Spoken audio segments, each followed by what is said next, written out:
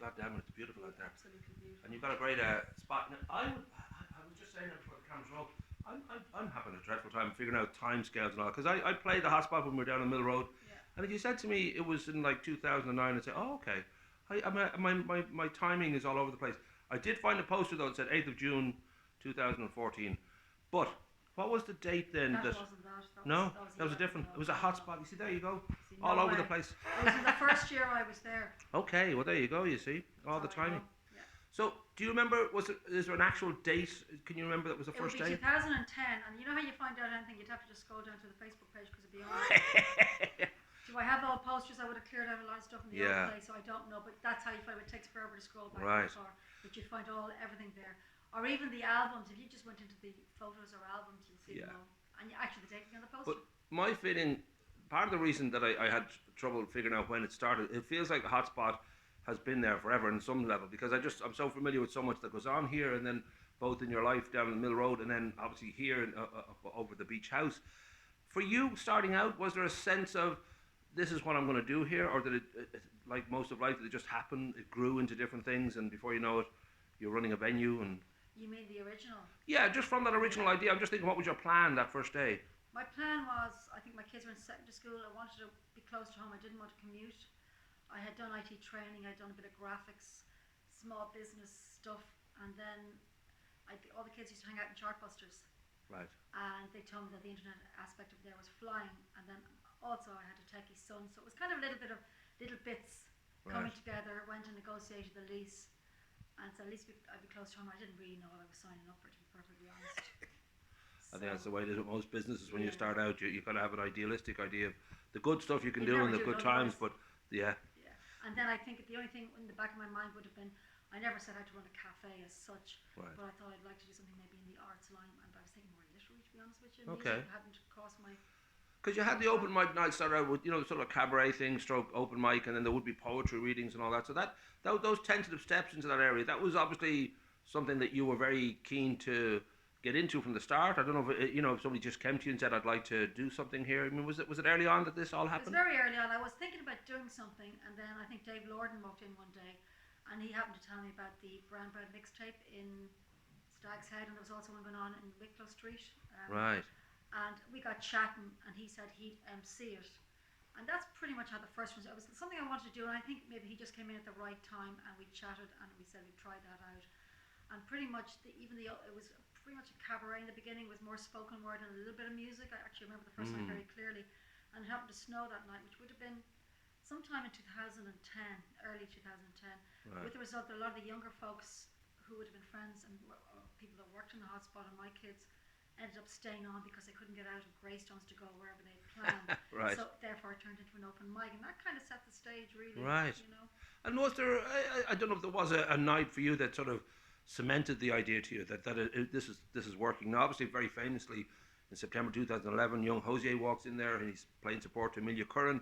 Doesn't want to take his €50. He gives it to her. He's a very sweet guy, and that would have been in hindsight. That's exactly what you want a venue to do. But was there a night for you that you remember thinking, oh, this is what we do now. This is great. This is a venue, or I don't know if it just sort of snuck up behind you. I know the very first cabaret we did, I loved the excitement of it all and everyone making music, and it was just because it was such a novel thing for me. I had gone and checked a few of these things out before I ran my own, and then I suppose the big gig that year was the one that you came in on with the Bastard Son of Son. Yeah. All I remember is that people just kept coming in every day and buying tickets. Like, I'd never had this happen before, and I came in, there was a queue and a list, and then as the excitement kind of built, then it was like, call Jim Rock, will he get a car and bring you guys in a limo from the car park up. Brenton's kindly lent me a red carpet. We put the gazebo up. The weather was great. It was just such a fun. That was a perfect night. I heard afterwards all the band were arguing and fighting. Hey, there you go, rock and roll. That's what you're supposed to do. That's the way it works. So it was really fun, and they were all. I mean, at that stage there was all of the computer stations, so everyone was dancing in among them, and everyone was just nutty.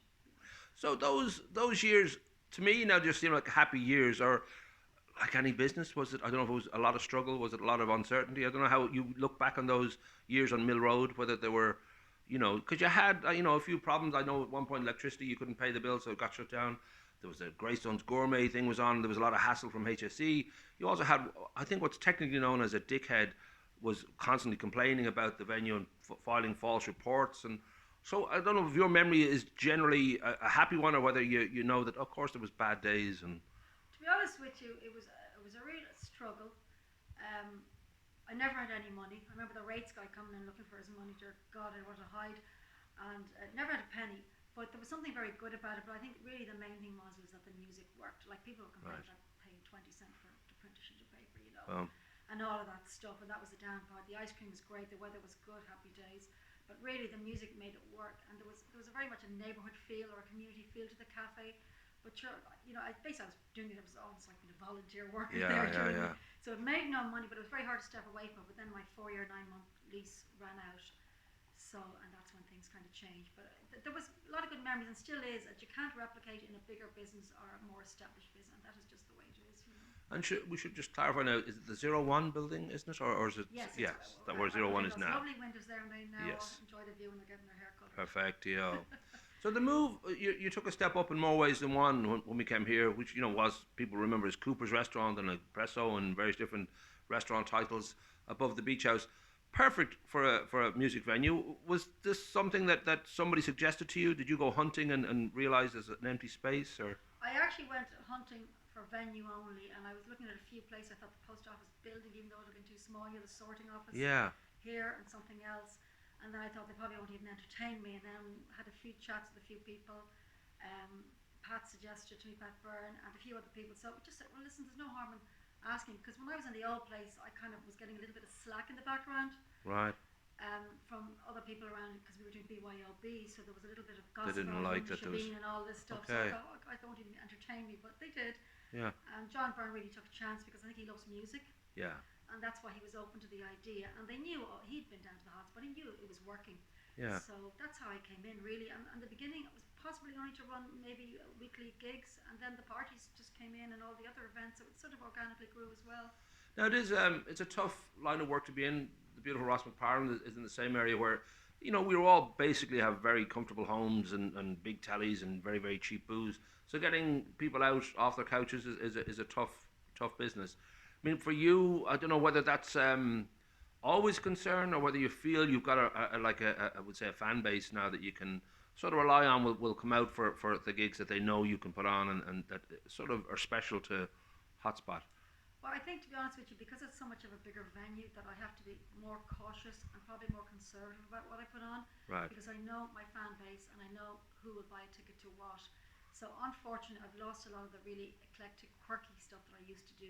Like Right. Balkan gypsy music or whatever it was. Yeah. And there's a very little of that. There's very little jazz, because it's really a case of, if I have to open up this venue, there has to be someone behind the bar, someone on the door, etc. The sound man. And you need X So amount of can't people just through do the what door. you do in Yeah. the old place. Right. So therefore, you just have to be, unfortunately, more conservative and do the good stuff, but the stuff that somebody will buy a ticket to. There's still great joy to be had. I know that John Byrne, for example, he's a huge Steely Dan fan. He comes down to see Asia religiously, and I think for that alone, he's glad that you're here. But that sort of feeling that I think we all have memories of our teenage years into our early 20s, how we used to just go and generally freak out to a band. Yeah. I mean, that still happens here, which is a kind of It wonderful still thing. happens now with the higher profile folk acts. Right. People that are of a certain age come in and say, I saw them 30 years ago or 40 years ago. Yeah, They yeah, love to yeah. come back in and revisit the past. A lot of people do, yeah. Right. And then the younger ones. Actually, what's interesting is the Mac Fleetwood is a really interesting band that crosses all generations. Yeah. Very few bands do. I think that album is one of those albums to rumours that sort of is just forever. People of all ages just kind of get that kick. And it's a female fronted band, which is also interesting from that Right. era. There isn't very many. Yeah. True, yeah. Well, David Bowie was for a while, but not always. Yeah. So do you sort of, I don't know if you could be optimistic about, the coming years, whether it's always a sense of let's see how this plays out and let's just keep doing what we do. I don't know whether, because a lot of people are, in Greystones especially, where rates are expensive, there's a sort of, it's a difficult life when you're running a business here. Yeah. Would you be optimistic about? I think, gosh, I'm not sure how long it'll be before it'll play out, but I think I'd like to go maybe a little bit more diverse again. Okay. If I could. Now, obviously, there's no funding. If there was, it would be wonderful. But maybe even into more topical issues and events, as opposed to just music all the time. Because I used to do a lot of wide variety of events in the old hotspot. So if I could make it work, bring in speakers, different things that are relevant to everybody in the community. I'd love to do a little bit more of that again, that I haven't visited for a long time. My events are already quite diverse. Like I get, weddings, funerals, conferences, that. But maybe just stuff that's more interest to the community outside of music. So does it? I suppose to wrap up, does it feel like 10 years to you? Does it feel like a blink of an eye? Does it feel like forever? It's a blink of an eye, really. Yeah. Yeah. Well, in real terms, I suppose it is. But as I said, my mind is that it's always been here. There's that sort of feeling of hotspot sort of represents a certain part of the jigsaw that, for me, just sort of ain't crucial. But then it just seems like it's been always here. So Yeah. let's hope it is now for at least another 10, maybe 20, 30, 40. Rock and roll. Well, I'll be going around